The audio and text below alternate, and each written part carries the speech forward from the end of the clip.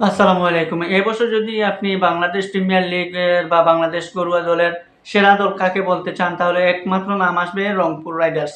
হ্যাঁ, এই রংপুর রাইডার্সকে সেরা বলাই যায়, কারণ যে চ্যাম্পিয়ন্স ট্রফি বলা যায় এটাকে, যে গ্লোবাল সুপার লিগ, সেখানে কিন্তু চ্যাম্পিয়নের তকমা গায়ে জুড়ে নিয়ে এসেছে এই রংপুর রাইডার্স। শুধু এখানেই নয়, রংপুর বিভাগ এনসিএল টি-20তেও চ্যাম্পিয়ন হয়েছে এবং আসন্ন চলমান যে বিপিএল চলতেছে এখন পর্যন্ত উড়ন্ত রংপুর রাইডার্স টানা 8টা জয়, 8 ম্যাচ খেলে এখনো হারের স্বাদ দেখে নাই।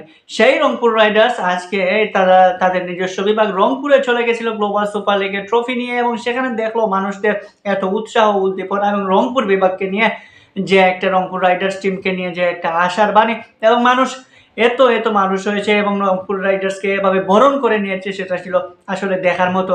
সেই রংপুর রাইডার্সের এই তো ফ্যান ফলোয়ার দীর্ঘদিন থেকে রংপুর রাইডার্স বিপিএলে অংশগ্রহণ করে আসতেছে। সেই রংপুর রাইডার্সের সময়ের দাবি তাদের এলাকা বলেন বা তাদের বিভাগে ম্যাচ আয়োজন। যেমন নুরুল হাসান সুহানও বলেছেন সেখানে যে রংপুর বিভাগে আগামী বিপিএলে যদি ম্যাচ হয় তাহলে হয়তো সেখানে ভালোই হবে, এবং রংপুর রাইডার্সের কর্ণধার তিনিও বলেছেন যে জাতীয় ক্রীড়া সংস্থা যদি রংপুরের মাঠটা তাদের কাছে দিয়ে দেয় তাহলে তারা খেলা উপযোগী করে দেবেন এবং বিপিএল এর জন্য একটা ভালো একটা মাঠ তৈরি করে দেবেন, এবং সেখানে তাদের হোম ভেন্যু তৈরি করতে পারেন এই রংপুর রাইডার্স কর্তৃপক্ষ। সো এইরকম একটা টিম এত আগ্রহী হয়ে, এত যদি এভাবে একটা মাঠের দায়িত্ব নিতে চায়, এরকম একটা টিম এত আগ্রহী হয়ে যদি ক্রিকেটটাকে সুন্দরভাবে সরিয়ে দিতে চায়, তাহলে বিসিবি কেন পিছিয়ে পড়ে থাকবে? বিসিবি কেন এই সুযোগটা হাতছাড়া করবে?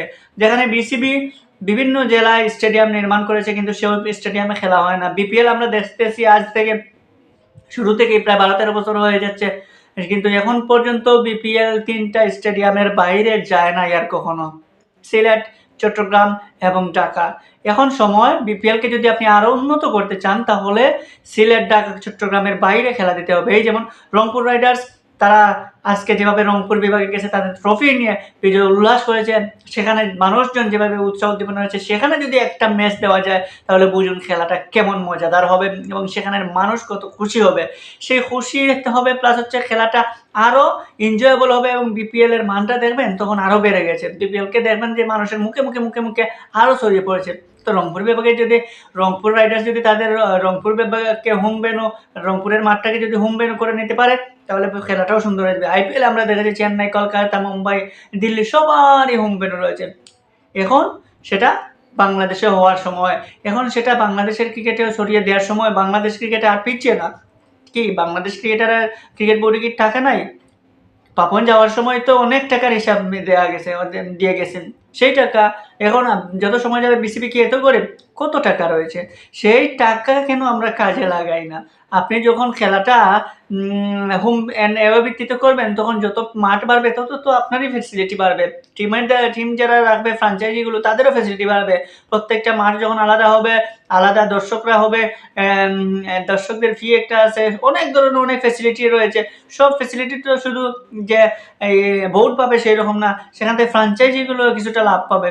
তো এইরকম যদি একটা সুযোগ থাকে আমাদের, যদি বুঝতাম আমাদের কোনো মাঠ নাই, আমরা নতুন করে মাঠ রিপেয়ার করতে হবে, নতুন করে মাঠ তৈরি করতে হবে, এইরকম কিছু না তো। আপনি বগুড়াতে মাঠ রয়েছে, রংপুরে মাঠ রয়েছে, এগুলো কাজে লাগান। যদি কাজে লাগানো যায় তাহলে কিন্তু দেখবেন যে খেলাটা আরো প্রসারিত হবে, আরো প্রচারিত হবে। সো ক্রিকেটটাকে যদি সরিয়ে দিতে চান তাহলে আমরা সময়ের দাবি, এবং এই মুহূর্তে আমি মনে করি স্পেশালি রংপুর রাইডার্সের জন্য একটা মাঠ খুব ইম্পর্টেন্ট, সেটা হোক রংপুর বিভাগে কিংবা তাদের বসুন্ধরা কিংসে। সো যেটাই হয় না কেন বসুন্ধরা গ্রুপের এই টিমটা আসলে ক্রিকেটে বড় কিছু দিতে এসেছে এবং ধারাবাহিক তারা খেলে আসতেছে। আমরা রিসেন্টলি কুমিল্লা ভিক্টোরিয়ান যেভাবে ধারাবাহিক হয়ে আসছিল, যদিও এবার সরকার পতনের ফলে কুমিল্লা ভিক্টোরিয়ান সরে গেছে, কিন্তু রংপুর রাইডার্সকে দেখে মনে হচ্ছে তারা লং সার্ভিস দেবে, এবং তাদের সেই সার্ভিসের কারণে মনে হয় যে রংপুর রাইডার্সের হোম ভেন্যু প্রয়োজন, এবং সেই হিসাবে রংপুর বিভাগের মাঠটা রংপুরকে দিয়ে এবং বিপিএলটা আরও ছড়িয়ে দেওয়া হোক, তাতে করে ক্রিকেটের সৌন্দর্যটাই বাড়বে।